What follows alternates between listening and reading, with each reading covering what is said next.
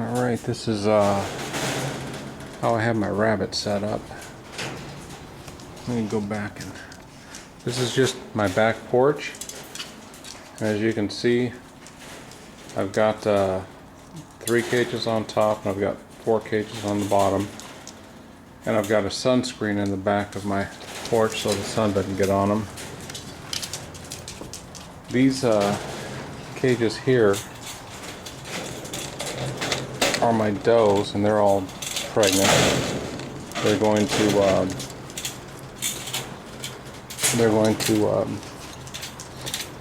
have babies on Halloween,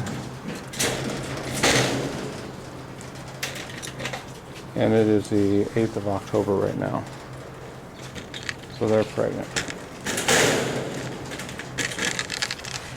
I keep my boys over here. These are additional grow out cages that I have, and I'm really thinking about taking and getting another female. But the system I used, you take 1-inch wire for the walls and the sides, and it's 1/2-inch wire by 1-inch wire on the bottom. And I'll show you what that looks like. There's 2 sides to this. One side is going to have 1 inch apart, and the other side is going to have the 1/2 inch apart, and you use the 1/2 inch apart up.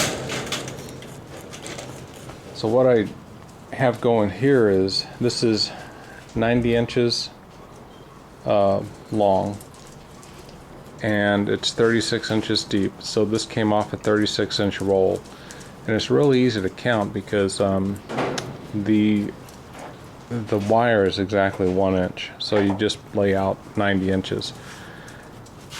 So for the front of these, I like my breeding rabbits to have more room, so they're 30 by 36 by 24 inches tall, because they get up and stretch to the top sometimes. Now the ones on the bottom for the grow out cages, they're 36 inches deep, but they're just 24 inches across. So I've got 4 down here, and then 1 is just what the remainder was. I'm not sure what I'll put in there, but I could put little babies in there, I suppose. So I guess and the way I've supported these, I just took a little pole and use U-bolts and bolt them to the pole. So this thing is just bolted on the sides. The floor is 16 gauge welded wire, and the sides, you really have to order it or go to somewhere that specializes in wire. You can't go to Lowe's or Home Depot, but it's 14 gauge, and you can't use anything smaller than 14 gauge.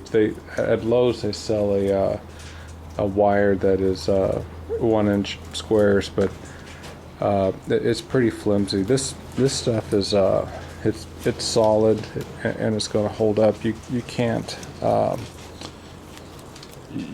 bend it. It's not going to give or anything like that. So it's pretty solid, and it's going to last. I could have hung these on the rafters if I wanted to, but I just put them on a little pole, and that's really hanging them, I suppose. If you really look at it that way, you're just hanging them on the pole. But it's easy to count.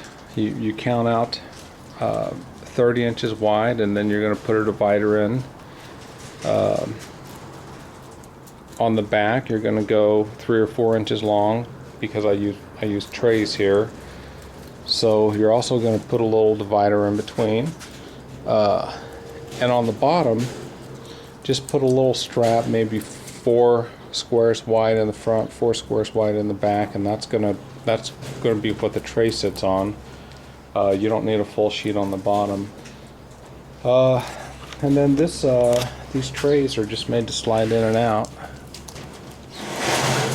and they slide in and out fairly easily. And the good thing about rabbits is they always do their business in the same spot. So they're not going all over, I suppose. But this is how you build a welded wire cage, and in the comments I'll put exactly the dimensions and all that if you want to build your own. The trays, you can get them made at a sheet metal shop for about, gosh, I think I paid 15 bucks for them. But the most expensive part of this whole thing is the 1-inch welded wire. The 1/2 inch by 1 inch isn't that bad. And the boys, usually boys don't get along that well, but these two have bonded since they were small, so if I separate them, the white one gets kind of depressed. I don't know, the white one doesn't like to be separated.